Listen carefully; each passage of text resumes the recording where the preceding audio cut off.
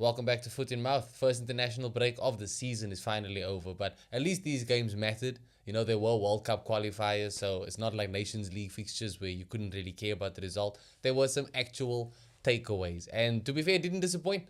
I absolutely judged the book by its cover. Yeah, I didn't see very many fixtures that excited me about these upcoming games, but we did see 173 goals scored in just 48 games, so there was a lot to talk about, and some big wins, big performances, record-breaking and history-making goals by players like Depay and Cristiano Ronaldo. We'll get into all of that. Also got to talk about Bafana and their chances to qualify.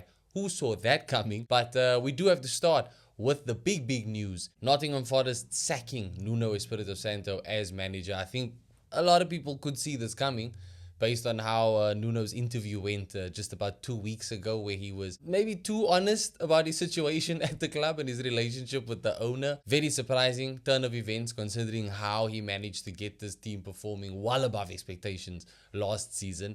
And the dream is over. The fairy tale has come to an end. I'm disappointed to see it come to an end like this, because I think that they were doing something very respectable in football. From the outside looking in, Forest were playing some really good football. They were being coached to perfection, near perfection at least, by Nuno. So I think it may have a very negative effect on the fan base, understandably so, and that wouldn't have been helped by the man they brought in to replace him, Ange Postecoglou. And this is about as risky as it gets. I got nothing against Ange as a person. The only thing I have against him is that he used to coach Spurs once upon a time. He seems like an okay guy. I just don't think he seems very much up to par with Premier League football. That being said, homie did win the Europa League last season against a terrible Manchester United, and maybe that was enough. Marinakis saw enough and he was like, righto, this is my guy. They are going to follow the Spurs blueprint. Absolute insanity at work there. I don't know why. Maybe this is an unpopular opinion, but I think it didn't work at Spurs. I could not care less about that Europa League trophy when you consider how embarrassing the club were in the league. I think they had 22 defeats across the league. That's inexcusable, bro. Trophy be damned. But maybe that's all Marinakis cares about right now. I would say Forest have a real chance of winning the Europa League this season. And if he pulls it off, this will be an absolute stroke of genius. It won't be so much of a stroke of genius if they end up having a 17th place finish in the Premier as well. Nottingham Forest, all due respect, they're a club where that can look like a good season for them. For Spurs, though, it was nowhere near good enough, and that's why Ange failed at Spurs. Trophy and all, he failed. But, one man's trash is another man's treasure. That looks like what they're trying to go for at Forest. It's a massive gamble. I think it's way too risky, in my opinion. I think the managers play a complete different style of football. The club have essentially gone from high hopes to high lines with Ange Postecoglou coming in. And I don't think that Forest have the legs for Ange ball. The Spurs players certainly didn't. I don't see why we should expect any different at Nottingham Forest. I don't see Ange Postecoglou getting any more out of these players than Nuno already did, and that was already an overachievement in itself. Ange wasn't here for the transfer window, so he's got a flood of new players that he has to figure out where they fit into this team. I think Nuno already wasn't happy with that situation. Maybe Ange is a success. I just don't see it happening, bro. I don't see it happening. Nuno worked wonders at Nottingham Forest. I think that, fair play. If the relationship soured between him and the owner, him and the director of football, who is obviously Edu, formerly of Arsenal, and if that's the case, then so be it. A director of football comes in, they have a vision and a path for the club planned out, and if Nuno wasn't a part of that path and they saw an opportunity here to get Ange before someone else for some reason gets him, then fair play. Fair play. This is a big decision being made. You have to make big decisions to make big moves forward. I just think that this is the wrong move. And it's decisions like this that make me go, kind of glad that he's not part of the Arsenal setup anymore, because this just seems crazy. But I have no idea what the relationship was like between him and Nuno. Clearly something went wrong, and there was just no hope of repairing it. So I guess rather act sooner instead of acting later. It just seems batshit to me, bro. Genuine.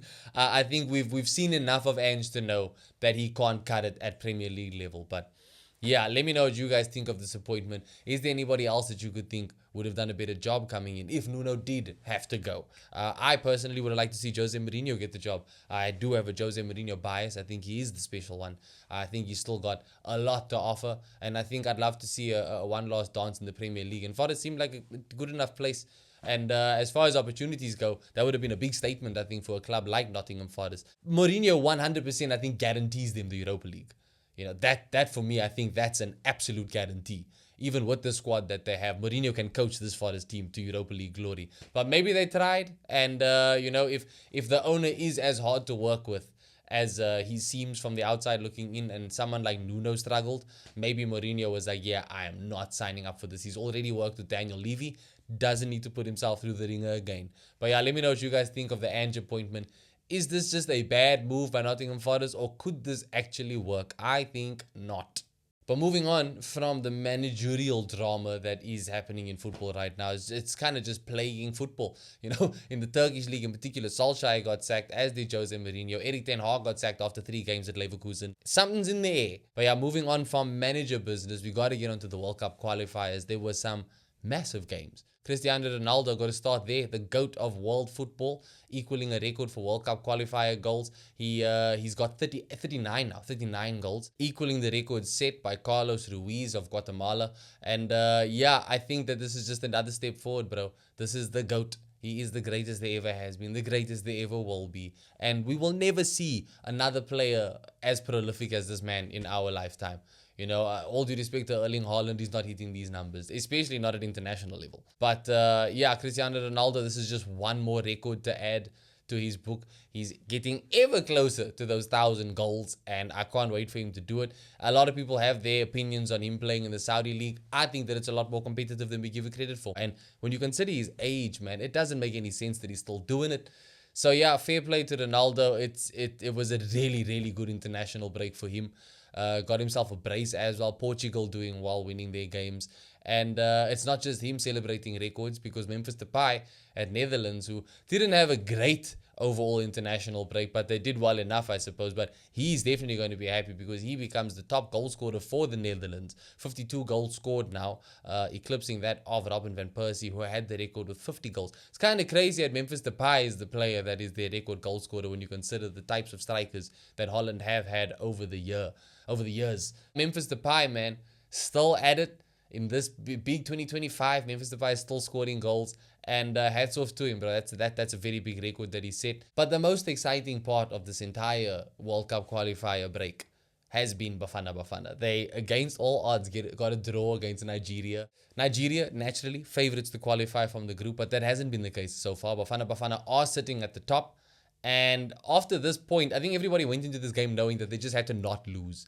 So that point is going to be vital. And when you consider their next 2 games, which are against Rwanda and against Zimbabwe, we gotta be favorites. I think this is the year that Bafana do it. The 2010 World Cup, we didn't cover ourselves in any glory by going out in the group stage. We did become the first host nation to be eliminated in the group stage. And we also only really qualified for that World Cup because we were hosting it, if we're being honest. This is redemption time, and we're doing it in style. I really, really think that we are going to make it.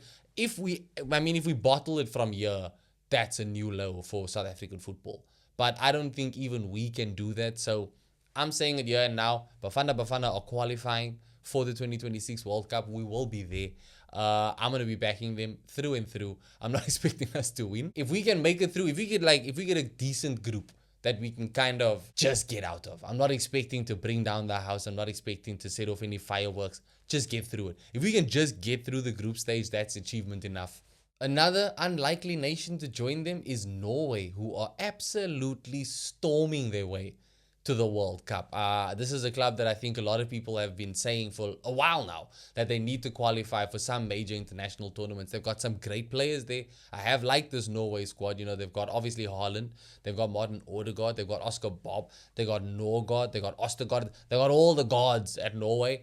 And after this international break in particular, I feel more confident than ever to say that they are my dark horses going into the 2026 World Cup. It's normally Turkey, But Turkey they took a hiding in this break. But yeah, overall, Norway, bro. Norway's players are great. They got a massive 11-1 win against Moldova. They scored all the goals. Moldova's goal was just an own goal by a Norway player, by Ostergaard, I think. Erling Haaland scoring 5 goals in that one game. He's not normal. He's absolutely not normal. Got a couple assists as well. Got a perfect 10 rating, which we rarely ever see in football.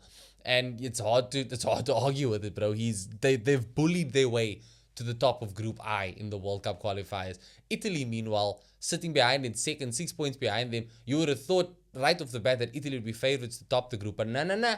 It's Norway leading the way with 5 wins from 5. They've scored 24 goals. They've conceded 3. That is insane. So, without a doubt, Norway getting themselves into the World Cup. Martin Odegaard looks like a whole new player with this haircut, and I hope that he brings some of this international form back with him to Arsenal, because we're gonna need it. England are finally showing some promise under Thomas Tuchel. There wasn't a lot that anybody could take away from their win against Andorra, because, with respect to Andorra, it's Andorra. But they did at least get a win there, 2-0. Clean sheet is always something that's valued. And if you're an Arsenal fan, you were especially happy with how this international break went, because A, we didn't get any injuries from the games, which is a nice change. But B, our players across the board really impressed. In England, we saw Declan Rice, just an absolute class above the rest. Noni Madueke got his first goal for England as well, so that's going to be a massive boost for his confidence. But I guess the big question is, does the 007 count come to a pause at international level? Because if it doesn't, then we got to take Florian Wirtz off now. We got to take Madueke out now. We even got to take Benjamin Sesko out now, because all 3 of these players had goal involvements in this week. Let me know if you guys do think it does take a pause. I don't think the international games count. I think fair play. Madueke, I'm happy for you. Got your first goal for England. It is a huge moment for you. I am happy for Florian Wirtz, who scored a beautiful free kick, which seems to be a thing that Liverpool players do now, and I don't like it. Benjamin Sesko got an assist as well, but I don't think that they count. I think fair play to you guys for getting all of those at international level, but I think the count still goes on. But yeah, back to the England performances. The Andorra game, nothing to write home about. The game against Serbia, though, that was a big one. That was exactly what I think England fans needed to see, especially without Bukayo Saka. I think they would look even better with Bukayo Saka in the team, but he's still injured. But yeah, 5 big ones for England, 5-0, and Serbia, definitely the toughest opponent that they had in this break. Yeah, that's what they needed. I think that was the first game that we've seen under Thomas Tuchel, like a whole new side of England. And they do definitely look like they are ready to go for the World Cup. They're another club that have 5 wins from 5 in their group stage so far. If they can keep this up, there's every chance that they can find themselves in another semi-final at the very least, depending if they have a decent enough draw. Is it coming home, everybody? Is it finally coming home based on what you've seen? Because based on what I'm seeing so far, I can't lie, I think it may be going to Spain again because Spain looks scary, bro. And it's not just Yamin Lamal that is busy terrorizing players. It's Mikel Merino. Brother got himself a hat-trick for Spain. He scored 4 goals in his 2 appearances for Spain in this international break. Spain winning, I think they scored 6 goals in both games. Yeah, it's been massacre season there, bro. These players are not playing. And Mikel Merino, I think, turning into something of a real secret weapon for Mikel Arteta. I don't think anybody expected him to have this much joy in front of goal. I saw people on Twitter speaking about how whoever trained Merino to be a midfielder robbed us of one of the greatest goal scorers and strikers of our generation. And the more I see of this man, the more I think that tweet is right, bro. This guy is a finisher. He's a player that can play up top. We saw that last season. He plays in the middle. I don't think that we've ever really seen the best of him in any role that he's played at Arsenal. But one thing that we have seen is that this guy has an eye for goal. And at international level, for him to get a hat-trick now, it's literally just going up and up and up. He's going from strength to strength in a more goal-scoring role for club and country. So that's really good to see. I think Zubomendi had some good games. Cucurella looked good in the international break as well. It's kind of funny because the one place, like the big players that didn't look so good over the weekend were Florian Wirtz in Germany's first game, where they surprisingly lost to Slovakia 2-0. They at least did get a beautiful free kick in the next game. But you're looking at Sweden, bro. Sweden look like they are very much in danger of not qualifying. Surprising to say when you consider their firepower alone, but Victor Gyökeres only managed 1 assist in this international break. Alexander Isak made his grand return to the club in their second game, but he did nothing at all. And Sweden could not avoid defeat. So they find themselves with 1 point in their group so far. And yeah, I think there's going to be big question marks. Elanga got himself on the score sheet, so he'll be happy. But yeah, Sweden as a whole, bruh, some concerns. And I think that they didn't expect to be going into this World Cup qualifying, into the World Cup qualifiers with so much doubt around them. Because like I said, that firepower alone, bro, Gyökeres and Alexander Isak, they should honestly be enough. And Sweden in general have always had a decent team, in my opinion. So quite bizarre to see them struggling so much. But yeah, not an international break that those players are going to want to remember. But yeah, overall, I think things are shaping up quite decently. I don't know if anybody has any early favorites for the World Cup. Like I said, for me so far, looking like it's Spain. But let me know what you guys thought of the World Cup fixtures. We are going to be here tomorrow again, making our predictions for the next game week of the Premier League. So get down in the comments now already with your predictions. And yeah, thank you guys as always for watching this video. I think it has been a much better international break than I expected. Let me know your thoughts on the Nuno situation again and the Ange hiring. Will he be a success at Forest? And yeah, if you enjoyed the video, do please give it a like. It does help the channel. Consider subscribing to the channel if you haven't already. I'll catch you in the next one.